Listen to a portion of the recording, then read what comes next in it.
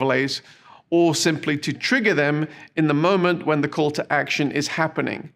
Even if the trigger is spontaneous, such overlays need forward planning and creating so that the presentation can be seamless. In some events, you may have already created custom animated graphics that are already embedded within the video. It's still possible to make such graphics interactive by creating transparent hyperlinks to place over the in-video graphics.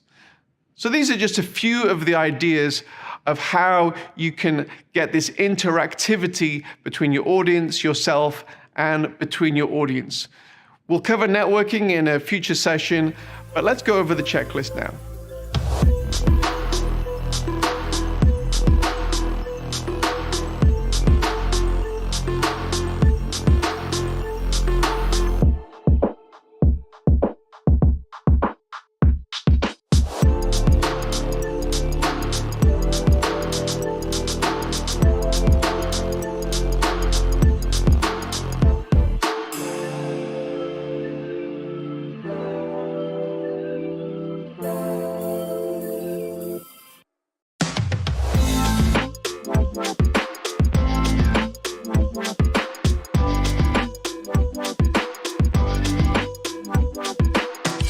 Up to this point, we have envisaged either an entirely on-site, an entirely online, or a hybrid event. However, there is another option that has become increasingly popular, and that is to offer physical or online host sites. What's a host site? A host site may be a home, a church, an office, or any other location where attendees can gather in smaller groups to participate in the event. Providing an excellent host site experience, like every other component of a world-changing event, needs intentionality. We will leave the hospitality and the in-person network elements to one side for now, and focus on the broadcast and the online components. The first thing that is important to ensure at your host site is that you have good video and audio quality. This might be as simple as casting the video player onto a large TV screen in a home or an office. If you are projecting onto screens in a larger church building, let's say, it is advisable to ensure the picture quality is good enough and that the audio and the video are correctly synced before the event. At Sardius, we typically advise all attendees to log into the event maybe 15 or 30 minutes before the event to ensure that there are no issues with your device, keeping in mind that many problems faced online are solved by simply rebooting the device. It's advisable to allow time if this is needed. However, with larger host sites, we typically advise that it is good practice to do a host site test to iron out any technical niggles should they exist. Let's talk for a moment about the second screen experience which Sardius provides. With screencasting becoming an increasingly popular way of engaging with an event, especially within a host site context, the question is then asked how members of the host site can engage in some of the context-giving and interactive features of the online event, such as how attendees can find out details of who is presenting now, what is coming up, or how the host site audience can engage in chat or ask questions or respond to polls or trivia questions. The solution to this challenge has been the creation of a second event experience, which simply includes those interactive features and is built primarily for the mobile device. This can be used in host site situations as well as actually on-site in a physical in-person event, and gives you as the event producer the added benefit of obtaining better quality analytics from the event than simply receiving that one IP address which is casting on the big screen. Now you have all of the participants participating and you can get all of that data. Reaching a global audience, time zones and language. During the COVID-19 lockdown, many people have longed for the return of in-person events. There are certainly many benefits to being in the same physical location as other attendees. However, there are similarly a number of benefits that cannot be achieved with an in-person event. We've already addressed the ability for presenters to join the event from all around the world. And this global nature also applies to opportunities related to broadcasting of the event. If a hybrid event is taking place in, say, California, there would previously have been an expectation that if someone in Europe wished to join with that live event at 7 p.m., say in Los Angeles, they would have to be watching at 3 a.m. in London. Ugh. However, if your event has a sizable global audience, or if one of your metrics is to increase the number of global attendees, there are a number of adjustments you can effect to make the event more accessible to these global attendees. Number one, translate the broadcast. This can be done as an alternate audio stream or with closed captions. Secondly, translate the whole experience. This entire event experience can be translated into target languages. Not just the broadcast, but everything around it is translated into the target language. Thirdly, adjust the timing of the event. With the advent of Sim Live, it's absolutely possible to host the event in the desired time zone of a targeted global audience. So you may have it at 7 p.m. in Los Angeles, but you can also have another experience in London and another experience in Seoul, South Korea. So those are just a few of the things that you can do to engage your global audience and for you to think intentionally about how you can engage not only an American audience, but a European audience and an Asian audience.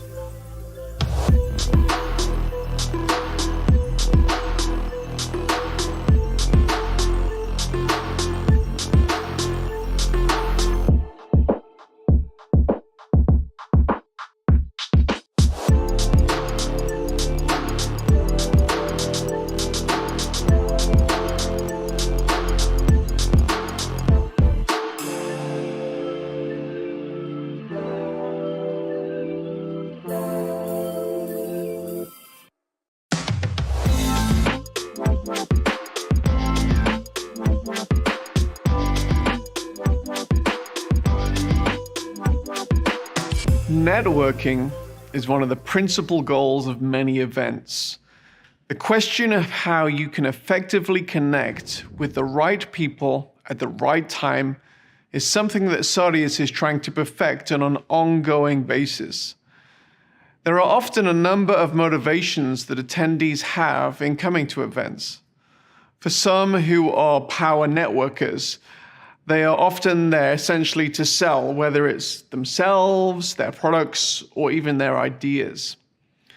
For others, they are on a discovery mission to find the best solutions to their challenges. Some are highly motivated to meet with the people they need to meet with, and others want to simply lurk and not network at all. Satisfying the needs of all types can be a challenge. There are a number of solutions out there that provide a serendipitous type of networking that you may have at a physical event.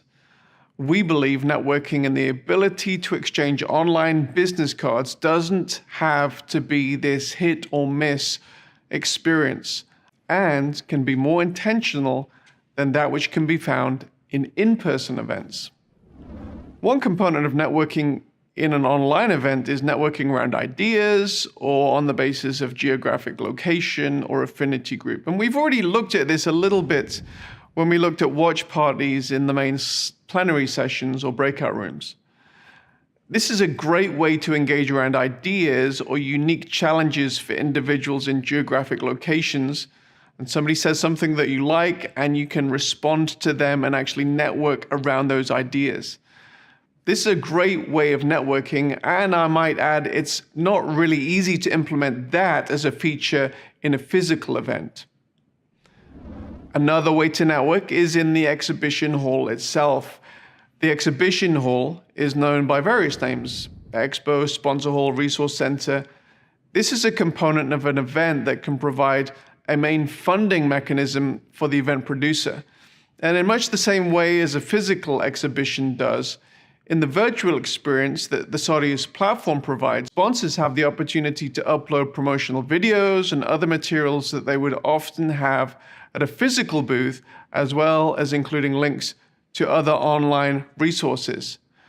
The chat window on the sponsor page allows for general discussion and networking around the services that the sponsor offers in real time.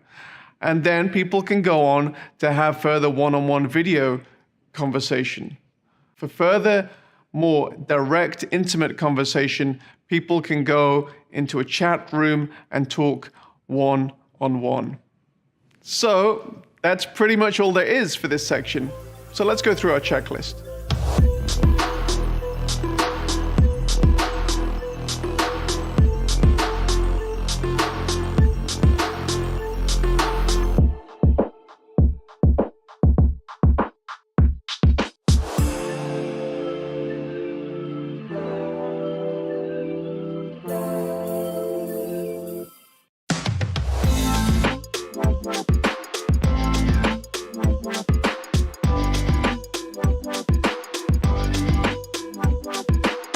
While there are many benefits for event broadcasts to occur in real time with an audience experiencing the event at the same time, there are different benefits in both supplying an event with extra video-on-demand content.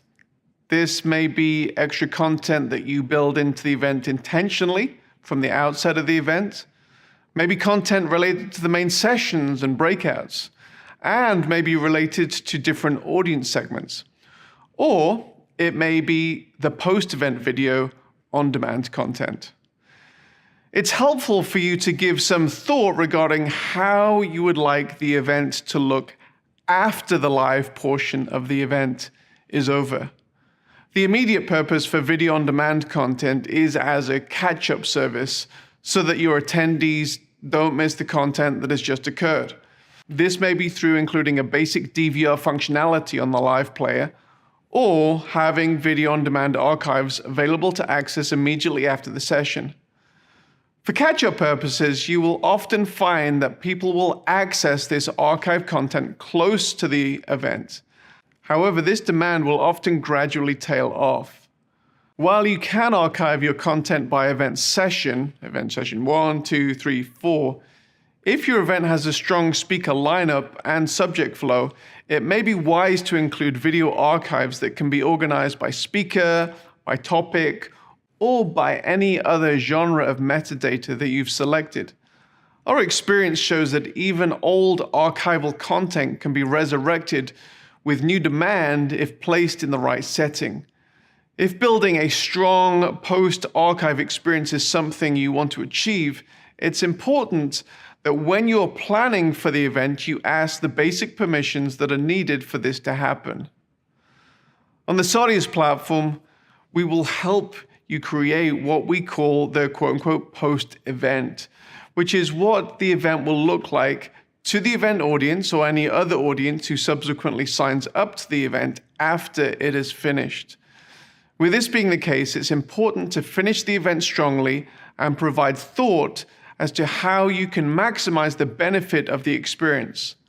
Unlike an exclusively on-site, in-person event, a virtual event gives you the opportunity to create a more curated, ongoing experience for a much longer time after the actual live event has finished.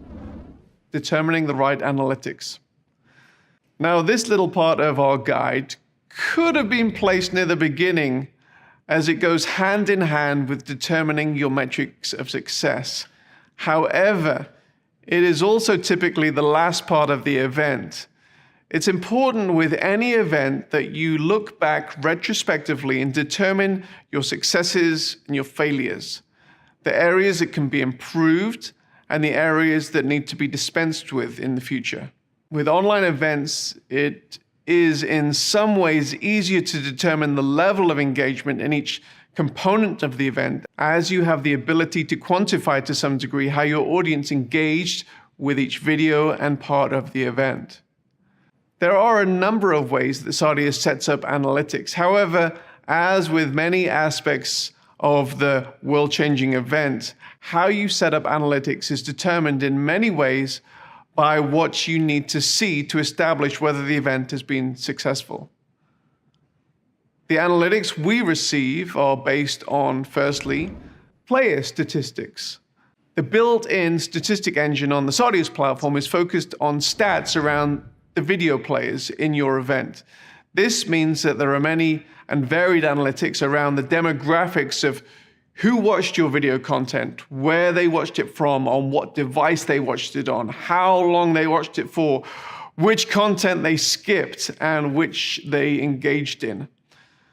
In addition to those video player analytics, you can also get page analytics. We also have this ability to apply your Google Analytics account to different components of the event. This also includes your sponsor's ability to include their Google Analytics account on their sponsor experience, which gives you the ability to track page views versus player views. This can give you the ability to track how many individuals click through on certain calls to action. And some of these calls to action may be key to your key metrics in the event. Ultimately, there's no silver bullet to ensure without a shadow of a doubt that your event will be successful. There's inherent risk involved in pretty much everything in life. However, if you follow the steps outlined in this guide, you have a much greater chance of not only knowing what you want to achieve, but actually achieving it. Obviously, as the size and the complexity of your event grows, the checklists of tasks to complete the event successfully will grow. If you're already a Sardius client, our event management team is waiting to get into those many lists of tasks that have to be completed so that you will have a world-changing event. If you're not a client, our business development team is really open to having a conversation about whether Sardius is the right platform for you at this moment to take your event to the next level. No matter if you use Sardius or not, we're rooting for the success of your events and your organization. And I thank you so much for taking the time to go through this event guide.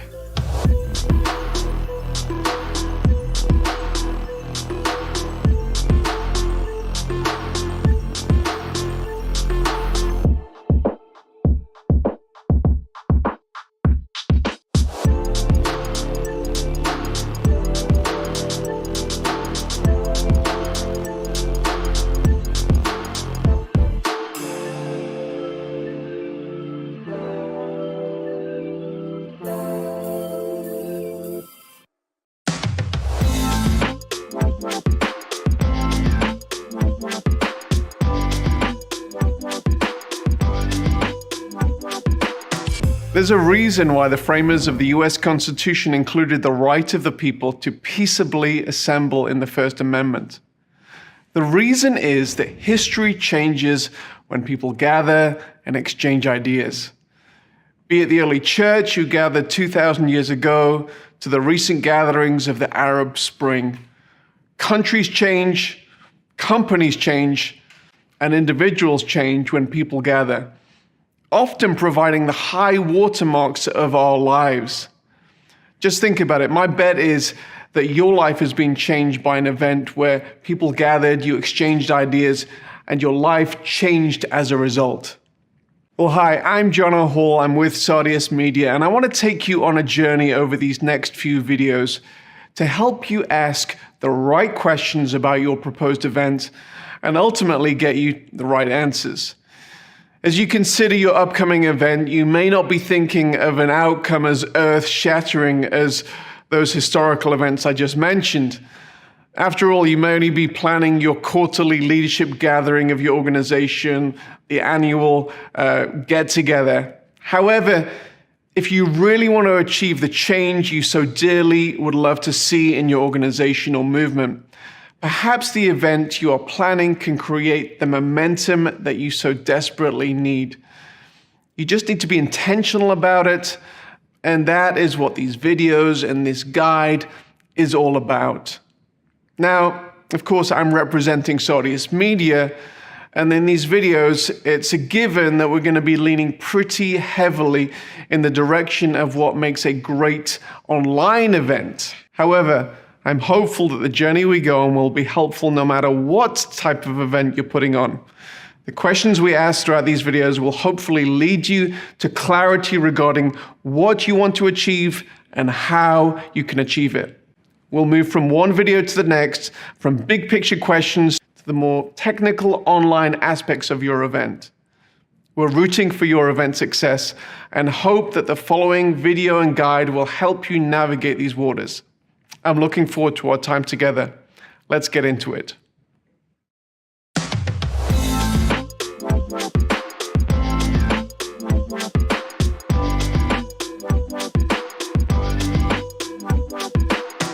Often when you're starting to think about your event, you have something in your mind. Maybe it's a full room, a conference center, or a stadium buzzing with life and activity. And immediately, what typically happens is you go into planning mode to see how you can achieve that goal. But I want to encourage you to go back just a little bit further before we begin the planning phase and ask some more existential questions. So number one, I want to figure out your why. Whether you're having an in-person event or an online event, one of the first things you need to determine is what exactly the metrics of your success are in the event. These metrics are not primarily